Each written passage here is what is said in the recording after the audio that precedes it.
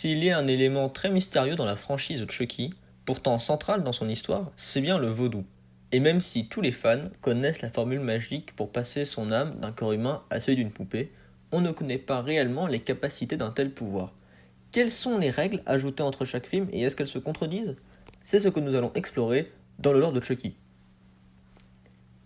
Également, je voulais revenir vite fait sur la vidéo précédente où j'essaye un peu de théoriser sur ce que va devenir Nika dans le futur.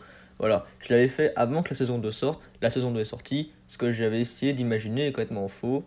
Voilà. Et du coup, il faudrait un complément à cette vidéo par rapport à la saison 2. Et également, dans la vidéo en question, il y a écrit 2 fois sa personnalité. C'est une erreur de montage. Normalement, il y a écrit présentation, puis sa personnalité dans les chapitres. Voilà. On revient à la vidéo. Hi, I'm Chucky. Wanna play? Hi, I'm Chucky. Wanna play? I'm Chucky. Wanna play? Play with this.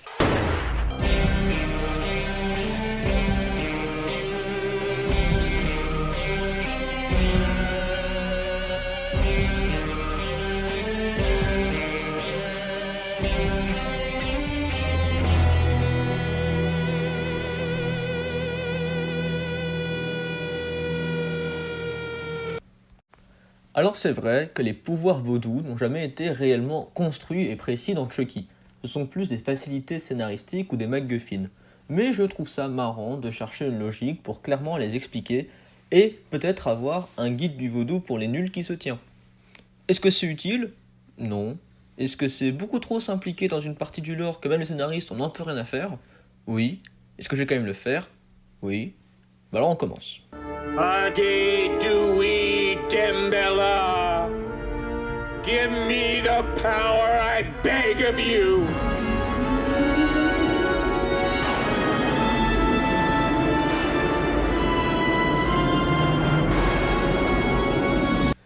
Alors en premier lieu, qu'est-ce que Damballa? Damballa Wedo est un Niwa, un esprit dans la culture vaudou haïtienne qui fait intermédiaire avec les divinités créatrices. Physiquement semblable à un serpent blanc, Damballa est un des Iwa les plus importants, car il est l'esprit des sources et des rivières, et également le premier être créé par le grand maître. Voilà donc pour votre culte personnel, histoire de dire que cette vidéo n'aura pas servi à rien. Tout ça c'est bien beau, mais à part le fait que les Iwa peuvent posséder des croyantes durant les cérémonies, c'est juste le nom qui a été repris dans la saga. Les principes de base de la magie de Damballa ont été transmis à Charles par un certain John Bishop, un instructeur vaudou ne se doutant pas que son apprenti était en fait l'étrangleur de Lakeshore. Les règles sont simples. Grâce à une formule bien connue, que voici en son intégralité, on peut déplacer son âme dans tout ce qui peut avoir des bras et des jambes. Si c'est un objet inanimé, c'est assez simple. Si c'est un être vivant, il y aura des subtilités dont on reparlera. Si c'est un objet, comme une poupée tout hasard, votre âme quittera votre ancien corps pour s'immiscer dans celui du jouet. Cependant, même si vous pouvez vous déplacer et parler en utilisant votre nouvelle forme, vous êtes encore une poupée de plastique et votre temps pour quitter ce corps est compté. À partir du moment où vous avez changé d'apparence, la poupée en caoutchouc va petit à petit devenir humaine, jusqu'à être totalement fait de chair et de sang, et vous rendre à nouveau mortel par la même occasion. De plus, à ce moment, vous serez incapable de quitter cette forme. Pour vous sortir de cette affaire rapidement, il faut trouver un hôte pour votre âme. La difficulté est qu'il ne peut être que la personne à qui vous avez révélé votre nouveau vous en premier. Si vous avez déplacé votre âme dans un être vivant, vous allez devoir partager son corps avec son esprit. Si en plus son esprit est très tenace, cela peut créer des désagréments comme un changement de contrôle du corps et de la personnalité, qui peut être dû à un choc violent ou à la vue du sang. La bonne nouvelle, c'est que vous n'avez pas de temps limité pour vous transformer en nouveau. Cependant, la saison 2 a apporté une nouvelle règle particulièrement embêtante, qui est que si votre âme est passée d'une poupée à un être humain, elle ne pourra se transférer à nouveau uniquement que dans un corps de poupée similaire. Ce qui est pratique par contre, c'est qu'à chaque fois que vous mourrez en poupée, vous ne mourrez pas vraiment, s'il est possible de vous reconstruire. Lorsque vous vous êtes réassemblé, vous pourrez alors de nouveau vous mouvoir, avec en plus un décompte de temps restant remis à 0. De même que pour la personne à qui vous devez révéler votre identité bien sûr. En revanche, si vous ne revenez pas à la vie dans la poupée, une fois qu'elle est remontée, il est toujours possible de vous réanimer avec une incantation de réveil que voici. qui consiste juste à dire cette formule en disposant la poupée sur un pentagramme entouré de bougies.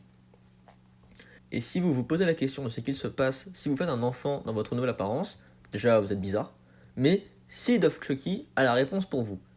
La grossesse vaudou fait que l'enfant naît en quelques jours et adoptera l'aspect de la mère et non du père.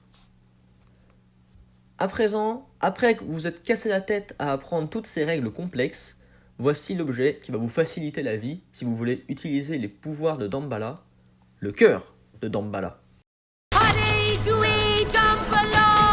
And switch! And switch! Switch! Switch! Switch!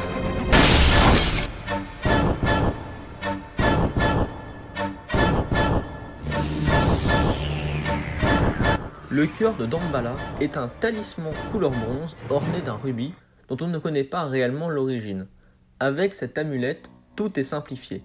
Les limites de temps ainsi que les personnes compatibles avec le transfert n'existent plus, permettant par exemple pour Chucky et Tiff de tenter d'incarner Jade et Jesse Miller. De plus, l'inscription au dos du cœur de Damballa permet de faire revenir les esprits des morts dans des poupées dans d'autres poupées. Due Damballa awake.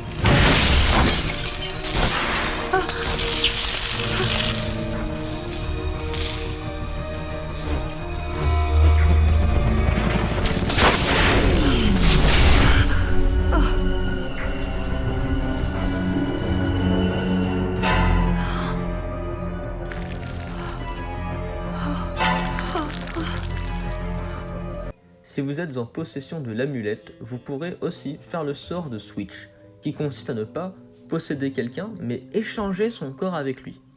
Cependant, la saison 2 a montré qu'il n'était pas nécessaire d'avoir le talisman pour réaliser ce sort.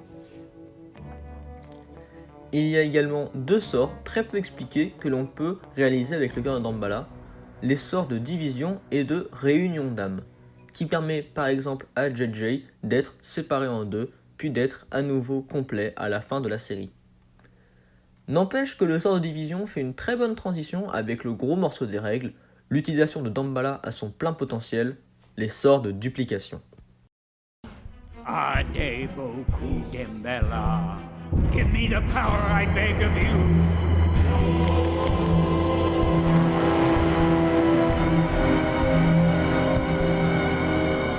Ugh. What the hell happened to you? Alors il y a deux manières de multiplier son âme. La première consiste à doubler son esprit, créant donc des clones de celle-ci, dans des poupées. En voici la formule magique. Et c'est bien un sort à part entière, et non le sort de base. On voit bien dans la série que le premier sortilège existe, ce n'est pas un retcon. On pourrait en douter, car tous ceux dans les films qui utilisaient le pouvoir pour dépasser leur âme étaient dans un état critique qui aurait eu raison d'eux assez vite. Par contre, il s'agit bien de la même version de vous, juste dupliquée. L'autre manière de multiplier son âme est extrêmement puissante, mais également complexe à exécuter. La multipossession instantanée permet d'établir son esprit dans autant de corps que l'on veut d'un coup. La manière de faire est encore mystérieuse, car elle n'est que brièvement exposée dans la récente série. Pour définir quelle poupée Chucky veut pour l'incantation, ou s'il peut utiliser d'autres corps que les braves gars, eh bien je ne sais pas. Par contre, pour que les poupées prennent vie, il doit forcer quelqu'un à tuer pour la première fois. Encore une fois, c'est très vague.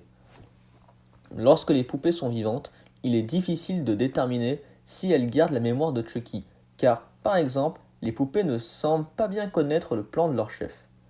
Any questions? Is there an age limit on potential victims? Good question.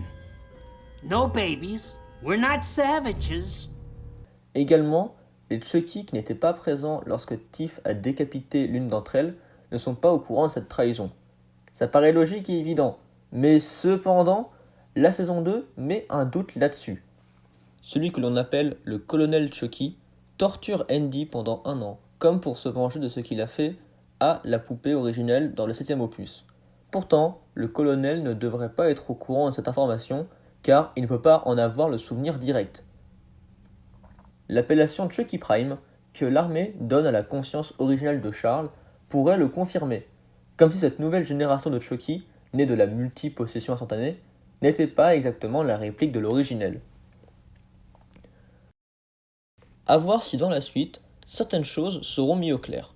En tout cas, bien que totalement absurde et blindé de facilité scénaristique, les pouvoirs de Damballa tiennent plus ou moins la route et n'ont pas beaucoup de retcon, sauf en ce qui concerne la deuxième saison.